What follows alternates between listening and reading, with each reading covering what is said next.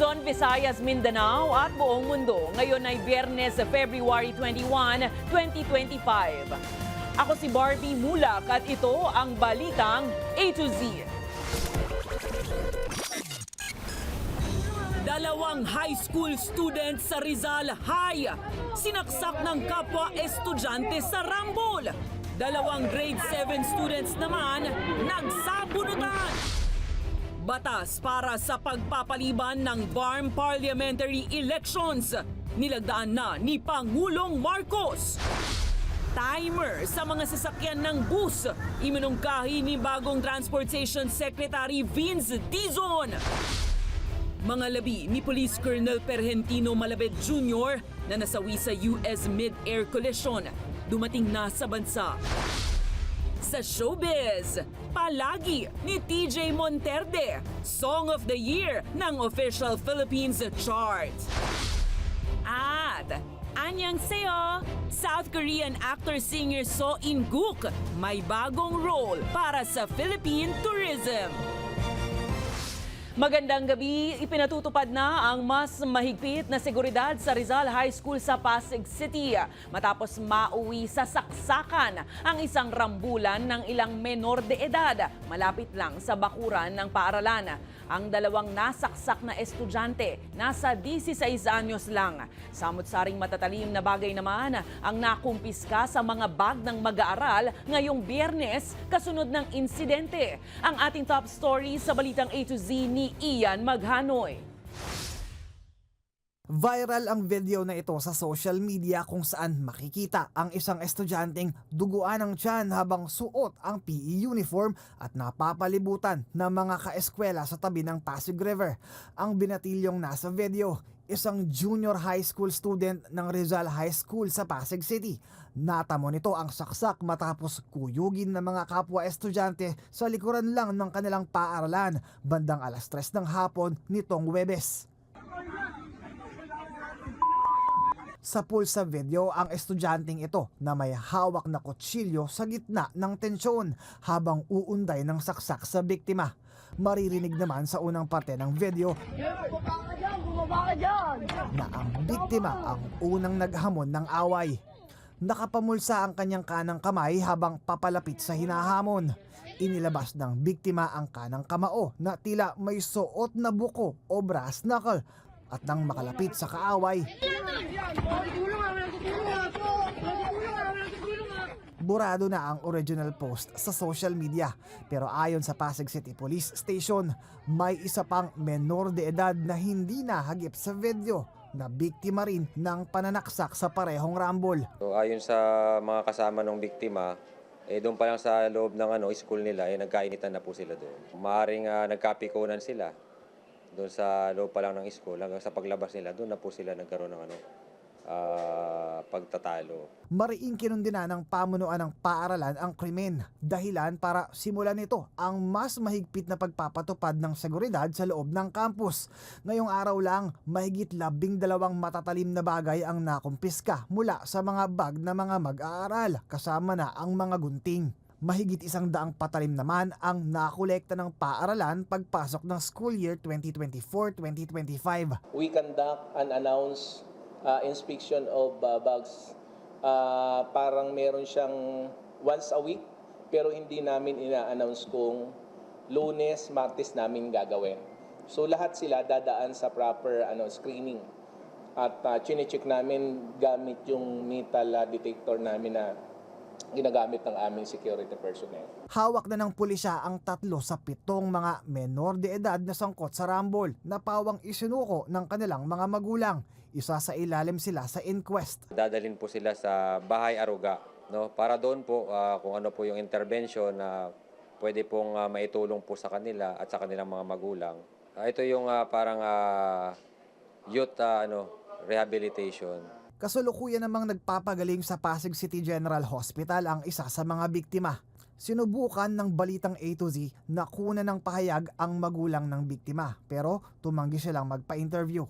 Sa ngayon, umaasa ang pamunuan ng paaralan sa pakikipagtulungan ng mga magulang katuwang ang kaguruan sa ilulunsad na Parent Teachers Association meeting sa susunod na linggo. Hindi rin daw sapat na tanging guro lang ang nagbabantay sa galaw ng mga estudyante sa paaralan dahil bilang magulang, responsibilidad nating disiplinahin ang ating mga anak na magsisimula sa loob ng tahanan. Para sa Balitang A to Z, Ian Maghanoy. Samantala, sa parehong araw at parehong eskwelahan sa Rizal High School, Pasig City, isa pang viral video kung saan makikitang nagsasabunutan naman ang dalawang estudyanteng babae.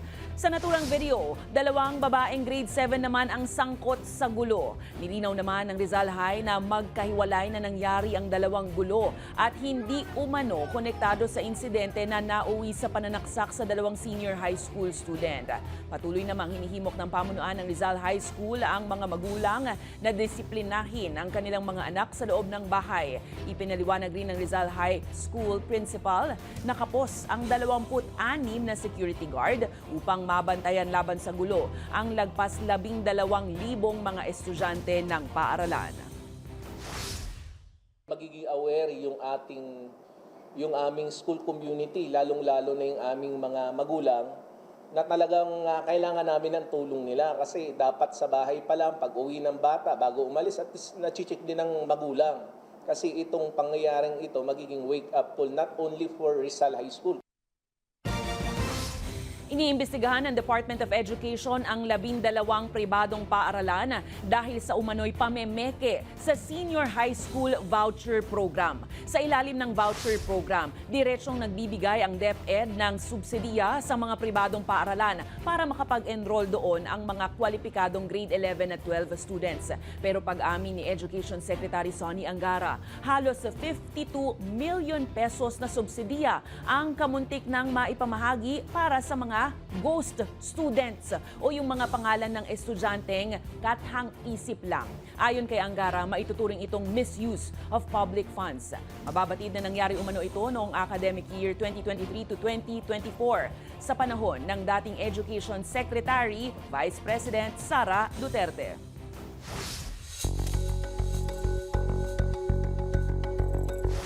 Inatasan ng kataas-taasang hukuman ang Malacanang, Senado at Kamara na isumite ang mga orihinal na kopya ng 2025 General Appropriations Bill kasunod ng reklamong kumikwestiyon sa legalidad ng kontrobersyal na national budget. Binibigyan ng SC si Executive Secretary Lucas Bersamin, House Speaker Martin Romualdez at Senate President Francis Cheese Escudero ng hanggang alas 12 ng tanghali February 24 para isumite by personal service ang mga dokumento. Kaugnay ito ng kasong inihain ni dating Marcos Jr. spokesperson Vic Rodriguez dahil sa umano'y illegal insertions sa mga blankong line items sa national budget. Inaasahang gagawin ng preliminary conference sa issue sa February 28 sa Maynila habang nakatakda naman ng oral arguments ng SC sa April 1 sa Baguio City. The respondents on that case, of course, will comply. Considering that order is a lawful order of the court, particularly the Supreme Court.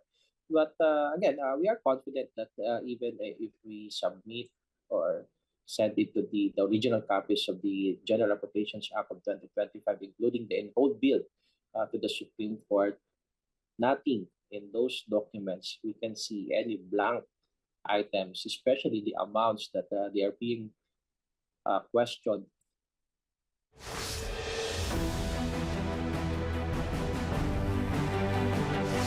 Tinitingnan ng bagong transportation chief ang paglalagay ng timer sa mga sakayan ng bus para tiyaking hindi matagal na tumatambay ang mga ito at nakakaabala sa daloy ng trapiko. Isa lang ito sa mga posibleng immediate solusyon na nakikita ni DOTR Secretary Vince Dizon para agad mapaganda ang transport system sa bansa. Bukod pa ito sa pag-update anya ng master plan ng transportasyon sa Metro at Mega Manila. Ayon sa kalihim, plano rin niyang personal na sumakay sa EDSA busway upang maunawaan ang pinagdaraanan ng commuting public. Kailangan may sistema ng dispatch at pag-release ng mga bus. Pag pumunta ka abroad, ang bus system may oras. At ang bus, hindi yan pwedeng huminto dyan ng 5 hanggang 10 minuto sa bus stop. Kailangan responsibilidad ng commuter na nandun on time. Samantala, sinuspindi na rin ni Transportation Secretary Vince Dizon ang pagpapatupad ng cashless transactions sa mga expressway na nakatakda sanang magsimula sa 15 ng Marso. Ayon kay Dizon, anti-poor ang implementasyon ng polisiya. Ibig sabihin kasi maaari pa rin makadaan ang mga motoristang walang RFID at sa halip ay magbayad ng cash sa mga toll gate at toll plaza. Diba? Kasi kung may problema pa tayong gano'n at hindi pa halos perfecto yung sistema natin, baka hindi pa panahon para bigla-biglaan tayong mag-cashless. Nahuli at tinikita ng isang ambulansya matapos iligal na dumaan sa EDSA busway. Napag-alaman ng Special Action and Intelligence Committee for Transportation na wala itong dispatch order na magpapatunay na lehitimo naging layunin sa paggamit ng busway. Bukod pa rito, walang sakay na pasyente ang ambulansya pero iligal itong gumagamit ng sirena at blinkers.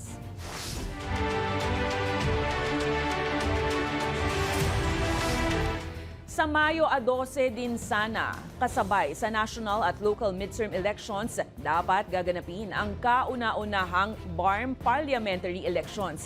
Pero sa bisa ng bagong pasang batas, ay opisyal na itong ipinagpaliban.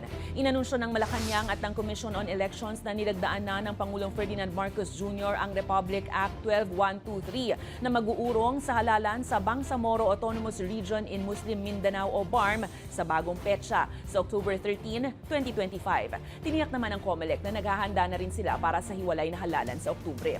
Iniurong ang BARM polls upang mabigyan ng linaw sa batas kung saang probinsya mapupunta ang 7 posisyon sa Bangsamoro Parliament na nakalaan dapat sa Sulu.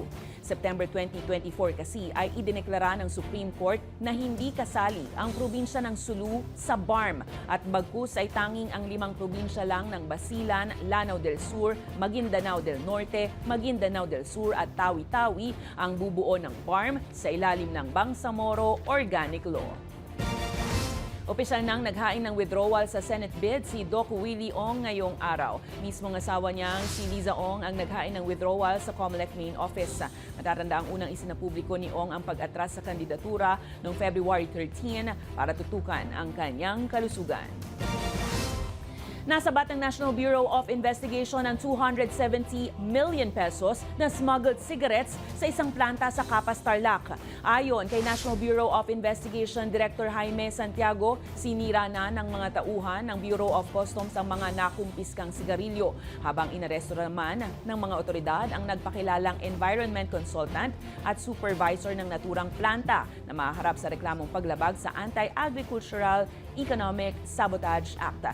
Lumalabas na dapat ay isang destruction facility ang naturang planta kung saan dapat sinisira ang mga nauna nang nakumpisgang sigarilyo. Pero nire-recycle pala ito. Inaalok nila sa online. No? Inaalok nila sa online kung sino gustong bumili. Instead na i-destroy, parang kumbaga sa shabu, recycle eh. Huli na, dapat ma-destroy. Nire-recycle nila, ibinebenta pa. Tinatayang nasa 900 million pesos naman na pinagsamang halaga ng hinihinalang smuggled luxury cars ang nasabat ng Bureau of Customs sa Taguig City. Ayon sa BOC, 44 na high-end vehicles ang tumambad sa kanilang operasyon kabilang ang Rolls-Royce, Lamborghini, Ferrari at iba pa. Binibigyan ng ahensya ang may-ari ng warehouse ng 15 araw para magpakita ng kaukulang dokumento at resibo na magpapatunay na lehitimo at nagbayad ng buwis sa customs ang naturang imported high-end cars. Ito na ang ikatlong sunod na raid ng BOC ng mga warehouse na naglalaman ng luxury vehicles, kasunod ng ginawang raid sa Makati City at sa Parañaque at Pasay.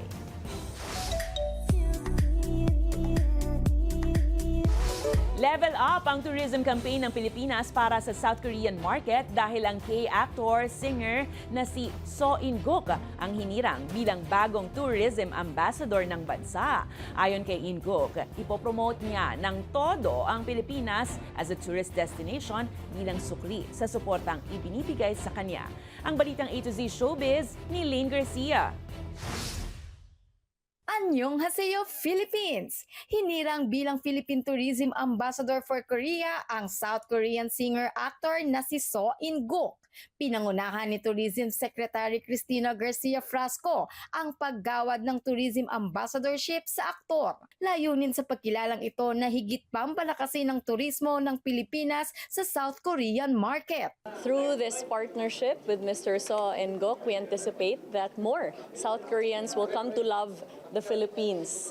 We will ensure that this partnership will allow us to invite our friends from South Korea. Ayon naman kay In-guk, malaking responsibilidad ang pagiging bagong tourism ambassador ng Pilipinas. Kaya naman malaki ang pasasalamat niya sa mga Pilipinong sumusuporta sa kanya. 감사하다는 말씀을 또 드리고 싶습니다. And I really want to say that I will give back all the love that you gave to me. 사람이 되겠습니다. And I'll be someone who will promote Philippines to others in the future. 네, 감사합니다. 마할 꼭 가요. Nagpasample rin ng kanta si In-guk para sa kanyang Pinoy fans. 사실은 말야 난 많이 고민했어 내게 어울리는 사람이 나인지. Thank you. Kilala si In-guk sa kanyang kahusayan sa pagganap sa mga K-drama series gaya ng Love Rate, Master Sun, Doom at Your Service at marami pang iba.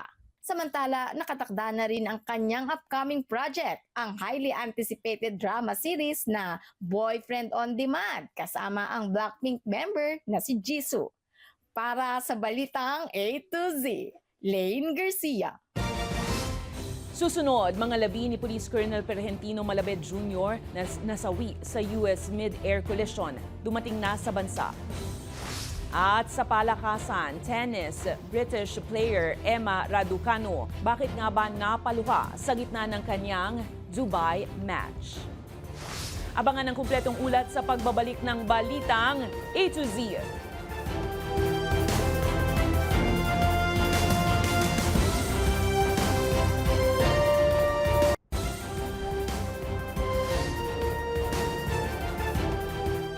Naiuwi na sa bansa ang mga labi ng Philippine National Police Colonel na nasawi sa mid-air collision ng passenger jet at US Army chopper sa Washington, D.C.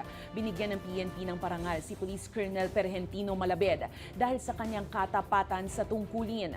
Ang Balitang A to Z ni Kim Salinas.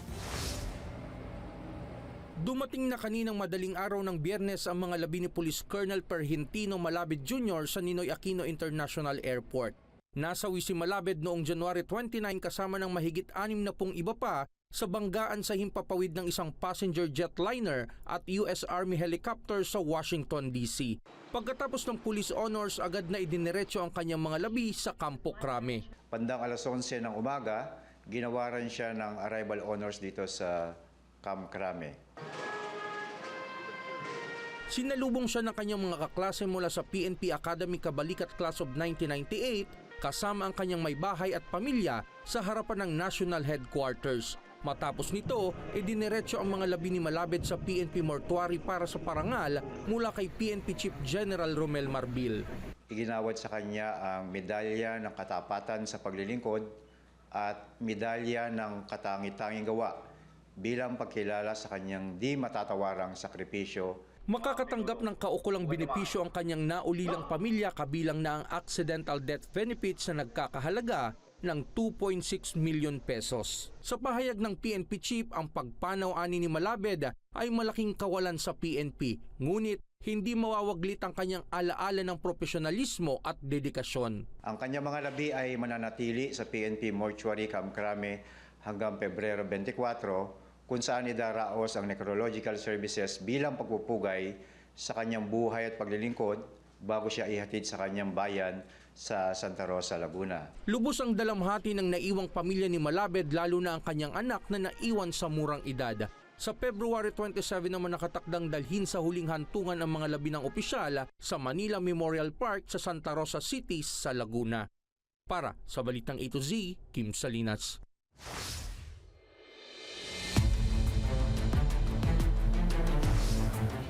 2 hanggang 3 araw lang umano ay kayang tapusin ng Senado ang impeachment trial ni Vice President Sara Duterte ayon kay Presidential Advisor on Poverty Alleviation Secretary Larry Gadon. Kaya dapat anyang magtawag na ng special session ang Senado. Samantala, kukonsultahin naman ni Senate President Francis Cheese Escudero ang mga senador kung handa silang magdaos ng caucus para talakayin na ang articles of impeachment. May balitang A to Z si Ace Cruz.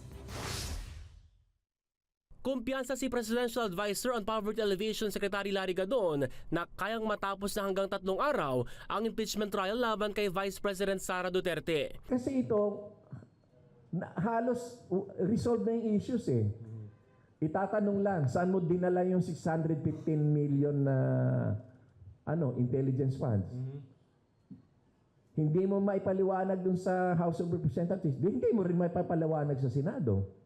O sino ito may Grace Piato? Sino pa yung iba? Ang dami dun eh. Kaya't kaisaan niya siya ni Senate Minority Leader Coco Pimentel na nananawagan kay Senate President Francis Escudero na itakda na ang impeachment trial sa isang special session ngayong nakabreak ang Senado. Nauna nang sinabi ni Senate President Escudero na iligal ang pagsasagawa ng impeachment trial habang nakabreak ang Senado at kailanmay hindi anya magpapadala sa pressure ng magkabilang panig. Ano man ang sinasabi ni Numan, hanggat walang sesyon at hindi na-convene ang may sesyon, walang trial na pwede maganap habang kami naka-recess. Klaro at maliwanag sa rules namin yan. Pwede namang mag-assign ng committee dyan eh, na hindi miyembro yung mga nangangampanya. Hindi sila mismo? Oo. Oo, pwede naman eh. Ilan ba ang Senado? 23.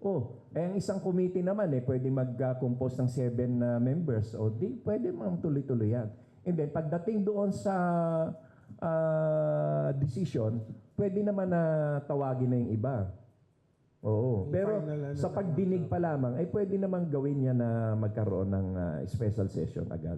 Sa bagong pahayag, kukonsultahin ng Senate President ng mga senador kung may oras silang magsagawa ng caucus o pagpupulong para mapag-usapan na ang issue sa articles of impeachment at malaman ang saloobin ng mayorya kung pabor na simulan ang trial sa Marso o sundin ang orihinal na plano ni Escudero sa pagbabalik sesyon. Pero sa parte ni Gadon, ipinanawagan niyang mas mainam kumuha na lang sa pwesto ang Vice Presidente lalo't nagpahayag siya ng pagnanais na tumakbo sa presidential election sa 2028. Kung gusto niya talagang tumakbo sa 2028, mag-resign siya ngayon.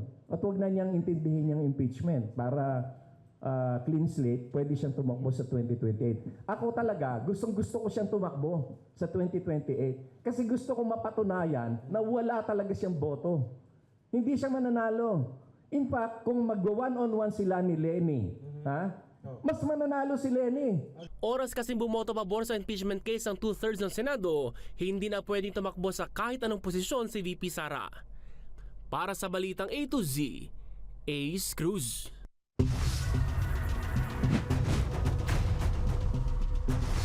Humarap na sa wakas sa himpilan ng National Bureau of Investigation ang negosyanteng si Jam Ignacio. Matapos itong hindi sumipot kahapon February 20 sa supina laban sa kanya. Kaugnay yan ang reklamo ng kanyang fiancé na si Jelly Au sa reklamong pambubugbog. Ayon kay NBI Director Jaime Santiago, humingi ito ng kapatawaran sa fiancé. Gayunpaman, makailang beses nang sinabi ni Jelly Au na hindi aatras ang reklamo laban sa nobyo. Inamin ng National Commission of Senior Citizen na wala pang pondo para sa 10,000 pisong cash gift na ibibigay sana sa mga benepisaryo ng Expanded Centenarian Act sa taong 2024. Ayon sa ahensya, tanging sa mga edad 80, 85, 90 at 95 na magbo-birthday ngayong Enero hanggang Disyembre ng taon ang mayroong nakalaang pondo. Ito ay dahil sa timing ng pagkakapasa ng batas nitong 2024 lang. Kasalukuyang nakikipag-ugnayan ng ahensya sa Department of Budget and Management para sa pondo sa 2024 beneficiaries. Manatiling alerto mga ka-A to Z malapit sa Bulkang Mayon. Nagbabala kasi ang PHIVOC sa posibilidad ng lahar flow mula sa bulkan, dala ng patuloy na pag-ulan dulot ng shear line o ang salpukan ng malamig at mainit na hangin. Ayon sa PHIVOC, pinapataas ng pag-ulan ang tsansa ng lahar flow at pagbaha, lalo na sa mga lugar na nakapalibot sa Bulkang Mayon. Nakitaan ng bahagyang pagbaba ng bilang ang kaso ng dengue sa bansa ayon sa Department of Health. Mula sa 15,904 na kaso noong January 1 to 18, bumaba ito ng 5% sa mahigit 15,100 mula January 19 hanggang February 15. Ayon sa DOH, malaking bagay ang mataas na kamalayan ngayon ng publiko, gayon din ang kaliwat kanang cleanup drive at fogging para puksain ang pugad ng mga lamok sa mga komunidad. Gayunpaman kung susumahin, lubhang mas mataas pa rin ang bilang ng dengue cases sa unang 6 na linggo ng taon sa mahigit 43,000 kumpara sa halos 28,000 lang na kaso sa parehong panahon noong 2024. Nananatili ring dengue hotspots sa Calabarzon, Metro Manila at Central Luzon kung saan naroon ang karamihan sa mga dengue cases. Kaya muling paalala ng DOH, mag-ingat pa rin sa dengue, magsuot ng mahabang manggas at medyas, gumamit ng insect repellent at panatilihing malinis ang paligid. Magpakonsulta ng maaga habang may anumang simptomas tulad ng mataas na lagnat na 40 degrees Celsius o mas mataas, sakit ng ulo, pananakit ng tiyan, pagduduwal, pagsusuka o pantal.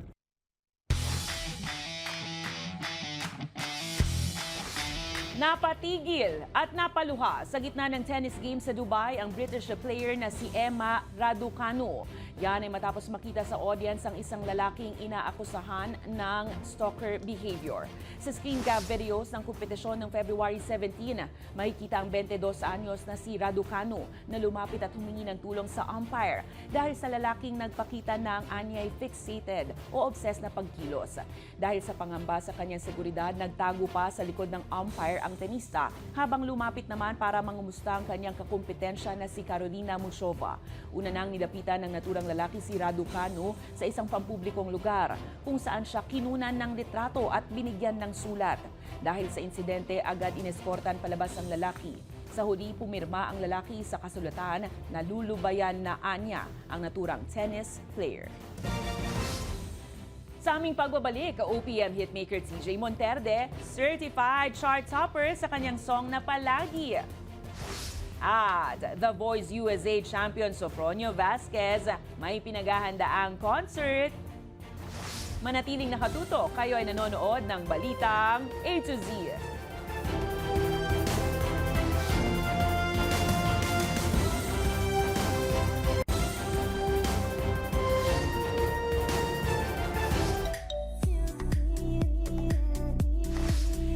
Matatapos na ang buwan ng Pebrero pero tuloy pa rin ang Feb Ibig dahil certified chart topper ang song na Palagi ni OPM hitmaker TJ Monterde sa official Philippines chart. At The Voice USA champion Sofronio Vasquez may concert sa ilang international key cities. Alamin sa Balitang A to Z Showbiz ni Lane Garcia.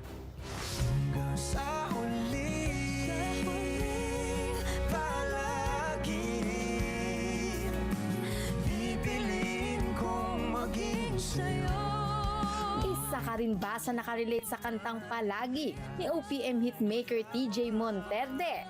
Well, winner ang awitin na yan dahil nag-number 1 lang naman ang Palagi sa bagong launch na official Philippines chart, ang weekly music chart sa bansa, base sa streaming sa major platforms gaya ng Spotify, Apple Music at YouTube. Sa Instagram, proud na flinex ni TJ ang natanggap na award sa launch ng chart nitong February 19. Pinasalamatan rin ni TJ ang kanyang fans na anyay dahilan ng kanyang matamis na tagumpay. Samantala, Sofronio is coming to your city. 2 buwan makalipas ang pagkapanalo ni Sofronio Vasquez sa Season 26 ng The Voice USA, ibinahagi niya sa Instagram ang poster ng kanyang upcoming concert sa North America, Australia at UAE simula March 15 hanggang July 26, 2025. Exciting ang balitang ito para sa kanyang fans na sabik ng masaksihan ng kanyang world-class talent at marinig ang kanyang winning vocals. Looking forward naman ang kanyang fans sa Philippines na magkaroon siya ng concert in Manila very soon. Para sa Balitang A to Z Showbiz, Lane Garcia.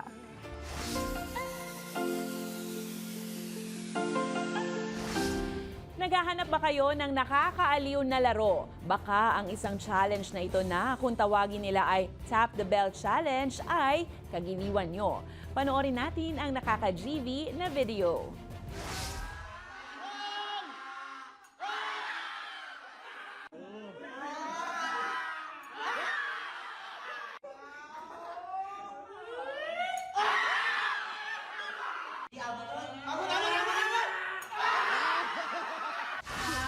Pwede yan sa general cleaning ngayong weekend.